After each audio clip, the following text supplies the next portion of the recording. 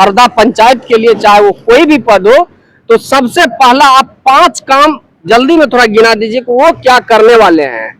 सबसे पहले तो हम हरदा को इतना साफ करेंगे और ऐसा साफ करेंगे कि दूर से ही चमकेगा, रात में भी चमकेगा हरदा, पहला। दूसरा, जो शिक्षा व्यवस्था है हरदा में रह के कोई ये टीचर को नहीं कहने वाला, सरकारी शिक्षक को, कि जो है कि आप क्यों नहीं पढ़ाते हैं। बच्चे जो जाते हैं 8 घंटी होता है सरकारी विद्यालय में, अच्छा। 8 घंटी में क्या बच्चा पढ़ता है, ये सरकार का शिक्षक से कोई सवाल करने वाला नहीं है। दूसरा, तीसरा, जब शिक्षा अगर बढ़ेगा तो स्वास्थ्य भी अच्छा होगा, तो स्वास्थ्य की व्यवस्था हम सुधारेंगे। जो एक हॉस्पिटल है वहां पे भी बैठने तक का व्यवस्था नहीं है और जाने के लिए रास्ता नहीं है। स्वास्थ्य केंद्र आप जाइएगा, वहां ना शौचालय है, ना पानी पीने की व्यवस्था है, ऐसा कोई व्यवस्था नहीं है। तीसरा, हरदा में यात्री शेड नहीं है। अगर दूर दराज से लोग, व्यापारी लोग आते हैं, उनको रात हो गया तो रुकने ठहरने का या फिर आराम करने का कोई जगह नहीं है। चौथा, हरदा में सुलभ शौचालय के नाम पे कुछ भी नहीं है। एक आध शौचालय है टूटा फूटा हुआ, उस पे भी पैसा लेके जो है उस पे शौचालय करने दिया जाता है। नमस्कार दोस्तों, मेरा नाम प्रभास है और आपने देखना शुरू कर दिया है पूर्णिया लाइव न्यूज। अभी हमारे पास मौजूद है हरदा के चर्चित चेहरा माननीय राज मेहता जी। आइए इनसे बात करते हैं, ये समाज के क्षेत्र में हरदा में क्या करने वाले हैं आगे, और 5 वर्ष में इनसे पहले जो प्रतिनिधि हैं अभी प्रेजेंट, वो 5 साल में क्या किए हैं, चाहे वो मुखिया हो, समिति हो या सरपंच हो, क्या किया है, और आगे राज मेहता जी क्या करने वाले हैं अपने समाज के लिए। आइए जानते हैं। नमस्कार आपको हमारे चैनल में। नमस्कार। बताइए, आप अगले 5 साल के लिए हरदा में क्या देने वाले हैं आप, क्योंकि हरदा का एक चर्चित चेहरा बनके उभरे हुए हैं अभी। देखिए, सबसे पहले तो मैं आपके चैनल के माध्यम से हरदा वासियों को, हरदा पंचायत वासियों को नमस्कार करता हूं और आशीर्वाद लेना चाहता हूं कि इस बार पंचायती चुनाव में जो है कि एक शिक्षित पढ़ा लिखा चेहरा को जो है कि वो वोट देकर अपने समाज के लिए एक नया चेहरा, एक अच्छे नागरिक को जगह दे। देखिए, बीते दिन कई वर्षों से मैं हरदा में रहता हूं। मेरा जन्मभूमि, कर्मभूमि हरदा ही है और आप देख ही रहे हैं कि हरदा जो है कि अभी गंदगी, जल जमाव, जाम की समस्या और अनेकों समस्या से जूझ रहा है।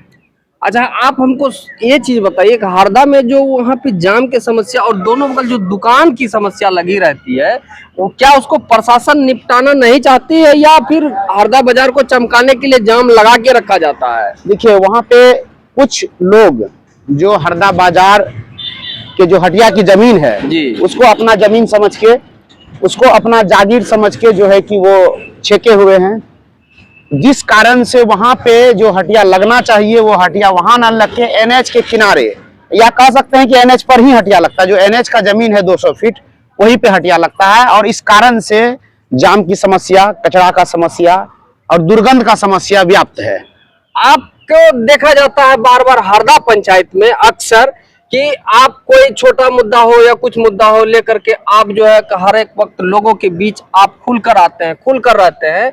तो आगे जो आप समाज सेवा करने के लिए चाह रहे हैं, तो आप कौन सा पद या क्या चीज लेकर के आप आने वाले हैं?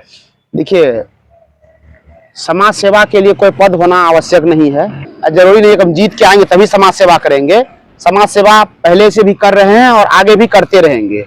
सबसे पहला मुद्दा यह है कि हरदा इतना सुंदर बने कि कोई भी आए हरदा तो तारीफ करे। अभी जो भी आता है हरदा में थूक फेंक कर चला जाता है, पैर रखने का जगह नहीं है। अगर एक दिन बारिश हो जाएगा, आप बिना बाइक का, बिना कार का हरदा पार नहीं कर पाएंगे। आप जो है कि घुटना भर जो है कि पानी लग जाता है। छोटा सा बारिश हो जाए अगर एक आधे घंटे का। अच्छा, आप ये बताइए, अगर हरदा के जनता, देवतुल्य जनता अगर आपको चुन के लाता है हरदा पंचायत के लिए, चाहे वो कोई भी पद हो, तो सबसे पहला आप 5 काम जल्दी में थोड़ा गिना दीजिए कि वो क्या करने वाले हैं।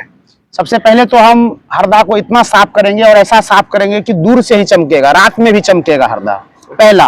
दूसरा, जो शिक्षा व्यवस्था है हरदा में रह के कोई ये टीचर को नहीं कहने वाला, सरकारी शिक्षक को, कि जो है कि आप क्यों नहीं पढ़ाते हैं। बच्चे जो जाते हैं 8 घंटी होता है सरकारी विद्यालय में, अच्छा। 8 घंटी में क्या बच्चा पढ़ता है, ये सरकार का शिक्षक से कोई सवाल करने वाला नहीं है। दूसरा, तीसरा, जब शिक्षा अगर बढ़ेगा तो स्वास्थ्य भी अच्छा होगा, तो स्वास्थ्य की व्यवस्था हम सुधारेंगे। जो एक हॉस्पिटल है वहां पे भी बैठने तक का व्यवस्था नहीं है और जाने के लिए रास्ता नहीं है। स्वास्थ्य केंद्र आप जाइएगा, वहां ना शौचालय है, ना पानी पीने की व्यवस्था है, ऐसा कोई व्यवस्था नहीं है। तीसरा, हरदा में यात्री शेड नहीं है। अगर दूर दराज से लोग, व्यापारी लोग आते हैं, उनको रात हो गया तो रुकने ठहरने का या फिर आराम करने का कोई जगह नहीं है। चौथा, हरदा में सुलभ शौचालय के नाम पे कुछ भी नहीं है। एक आध शौचालय है टूटा फूटा हुआ, उस पे भी पैसा लेके जो है उस पे शौचालय करने दिया जाता है। इसके साथ ही वहां पे एक पुस्तकालय है, और पुस्तकालय जो है कि बंद पड़ा हुआ है, कभी नहीं खुलता है। अगर हम जो है कि हरदा से आगे आते हैं तो जो है कि पुस्तकालय को चालू करवाएंगे।